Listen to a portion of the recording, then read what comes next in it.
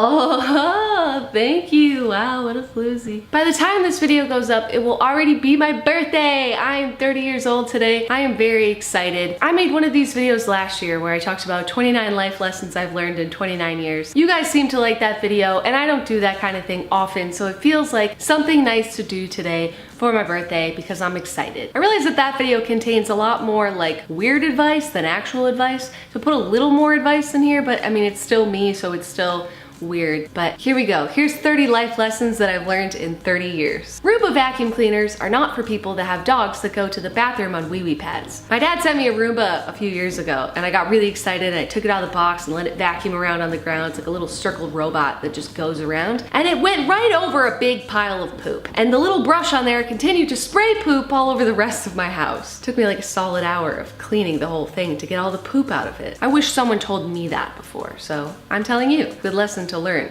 I wish I didn't learn it. If you're currently in school, might I suggest keeping a group journal? Not like a burn book or anything crazy like that, but like I would write an entry and then I would pass it to my friend, she would write an entry, and then we'd pass it around our circle of friends, and it was hilarious. And in the back we would keep like a tally of which boys we liked, so we made sure we didn't like the same guy, you know, it was really awesome. I would give anything to read that group diary again. Like I know you guys have group chats and whatever you guys do now, but like a physical journal that you can look back on someday is something I would highly suggest because I wish I could find that thing. It was amazing. Unless someone else finds it, in which case you're fucked. If you have a bathtub that's also your shower, take 5 minutes and just buy a bath mat. I spent so many years showering in a slippery bathtub and almost died hundreds of times. I finally got a bath mat, and I can't tell you how important it is to just get a bath mat, okay? It's not worth it. Bathtub awareness, 2K16. I don't know why I didn't get one before. I just thought slipping and almost dying was part of my daily shower routine. When I was younger, I was dating this guy that was like all wrong for me, and I confided in a friend about it, and I was like, what do you think I should do? You know what she said to me? Just because you know something isn't right doesn't mean you can change the way that you feel. That's not how your heart works. And I think about that all the time. Sometimes whatever seems logical isn't the right decision because it's not how your heart works. I mean, we broke up a while after that, but I'm glad that I made that heart decision to stick around for a little while. If it's your 21st birthday, don't let your friends get you one of those necklaces with a shot glass on it and let them pour whatever they want in it and make you drink it. It's terrible. You just end up drinking the worst mixture of all kinds of alcohol, and the little hole where the beads go through like makes it so it spills on you every single time you drink it. It's terrible, miserable, awful. Don't do it. Never, ever, ever, ever go on an all carrots diet. I did that for a couple of days in college. I was crash dieting and decided I was only gonna eat carrots. It doesn't work, it's disgusting, and it's awful. Also, don't ever make up a diet and then decide that's your diet. It doesn't work. Always know that however bad you think you have it right now, someone's always got it way worse than you. Good way to do this is just turn on the news really quick. But I personally learned this one time in college, and parts of the story have been changed for privacy reasons. But we used to all sit around the kitchen table, and we would call it Negative Town, and we would just sit there and take turns bitching about whatever was wrong with our lives. And our super quiet friend just sat there one time and just listened to us for hours, bitching in Negative Town. And we were like, all right, your turn. What do you have to complain about? And she said to us, well, I went home and I hooked up with a guy, and now I have herpes, and I can't afford the medication, so all I can do is just lay in the bathtub and cry because it hurts. And we adjourned Negative Town forever. Sorry, it's not meant to be funny, but we adjourned Negative Town forever. We literally never had a Negative Town after that ever again. Negative Town was adjourned forever. Somebody always has it worse than you. Just don't even bother complaining. Never say something behind someone's back that you aren't completely willing to say directly to their face. It'll keep you out of a lot of trouble. And also, when the person comes to you and says, hey, did you say this about me? As long as it's something I said, I'll say, hell yes I did. It's relatively easy for me though, because I do not shy away from confrontation. I'm a fan of it because sometimes it's necessary. Yeah, sure, people don't like it, and sometimes it's out of line and uncalled for.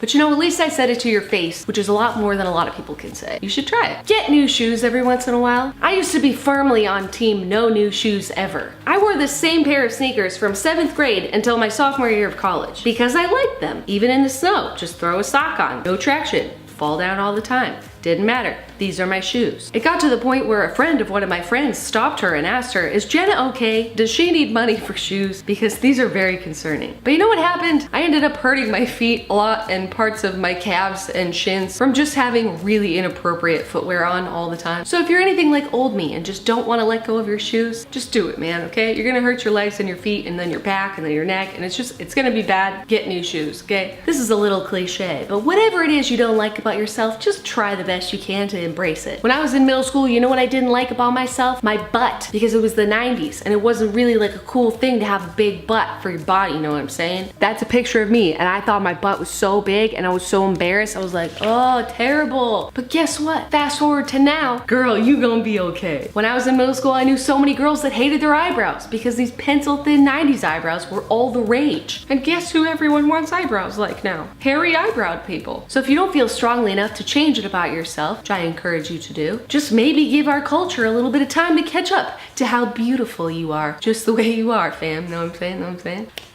You got a good butt. Know the moment to be done with something. I'm a big believer in you don't commit to something unless you can fully commit. Like I was never allowed to quit anything ever. You have to see everything through to the end. So I'm still like that as an adult. But the moment I learned this was when I was younger. I was on a competitive gymnastics team and I was getting ready to do the vault. Well, I was so tired that I ran full speed, hit the springboard and ran directly into the vault. And I just remember not being able to breathe, looking up at the ceiling and being like, gymnastics isn't the sport for me. I know, I think I'm done. So now in the rest of my life, I always look for those moments where I have run into the horse and knocked the wind out of myself, because that is my done time. It's a good thing to learn. If you're ever presented with an opportunity to move to another place, take it. Whenever I've moved somewhere, I like to tell myself, well, I already know that I like where I was. And if after a year or so I hate where I moved to, I can just move back because I know that place is always gonna be there. But I know too many people that regret never moving somewhere new. So just move. Just pack up your shit, get in a truck, and move. I know it's a little more complicated than that, but just think of it that way and it makes it a lot easier and way less stressful and not as crazy. Sometimes you just need to be in a place where you just don't know anyone and you just have to go figure your life out. That's when you'll learn who you really are. You have to spend a lot of time with yourself. Don't ever try to flush a pork chop down a toilet. Doesn't work. Just trust me, it doesn't work. A really great way to kill a spider, probably if you're outside, is to take a lighter and then something aerosol and make like a blowtorch and then like torch it to death. It's just something I figured out. Don't be ashamed of your humanness. One time Glozell came over to my house and we had just sort of moved in and there was still stuff everywhere and it was kind of a mess and I was like, I'm really sorry for this mess. And she was like, no, don't apologize for the mess. That makes me feel comfortable. Those people whose houses are too clean. I don't trust those people. And she's right. I don't trust those people either. I used to be so embarrassed if there was like messes in my house. It felt like people were judging me, but I'm not ashamed of it anymore. I'm a human being. Humans live in this house and sometimes there's messes. Deal with it. You know what's cooler than doing what all of your friends are doing is not doing what all of your friends are doing. One time when I was in middle school, I had multiple friends that decided that they wanted to read the dictionary in its entirety, and I seriously considered doing it until I was like, you know what?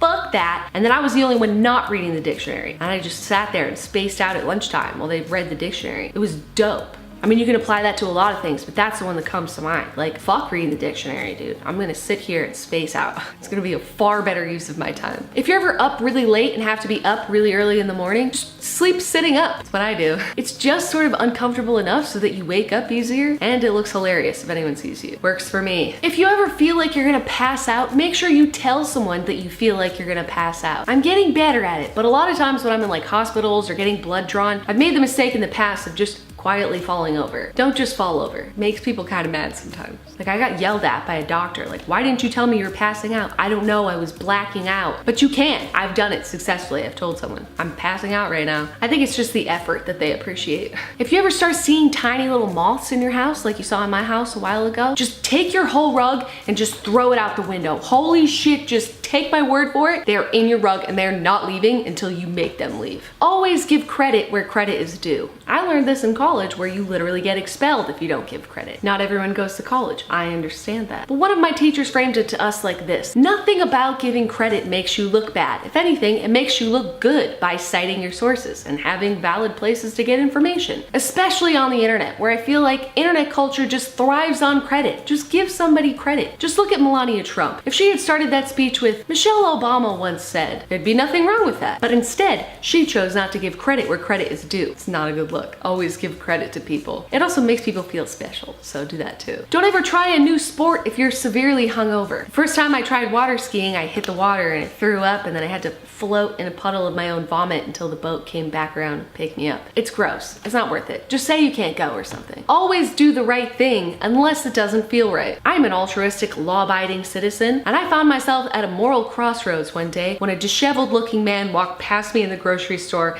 in the liquor aisle, and I watched him shove a bunch of beers inside of his jacket and in his pants. He turned to me, made full eye contact with me, and I sort of stood there and was half laughing, thought, should I tell someone? But it didn't feel right to tell someone. You know why? Because karma is real, but it's not always your job to make sure that it gets served. Is he gonna get in trouble eventually? Yeah, there's like cameras and people that work there. I'm sure it's not the first time he's done it. Look, he looked like a pro at it. But the right thing to do would be to tell someone, hey, I saw that guy shove a bunch of beer down his pants. But in that moment, on that day, when we locked eyes, just didn't seem right, man. It's not my job today. You know what? You seem like you're having a hell of a time.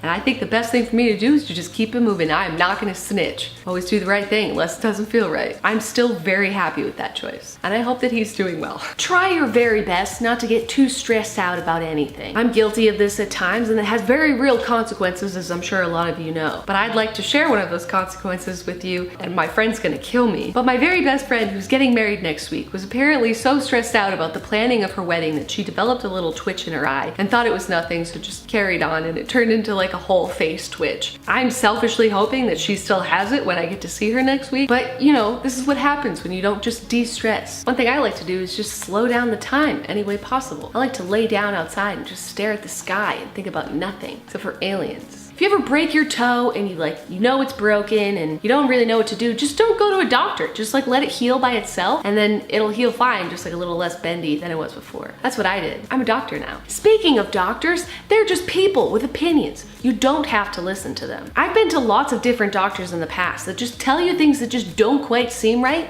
Just don't listen to them. Sure, they've been to school for like a whole decade or whatever, but you've lived with your body for your entire life. Just see another doctor, or just do whatever you think is right. Then just leave them a bad review on Yelp, 'cause it's fun.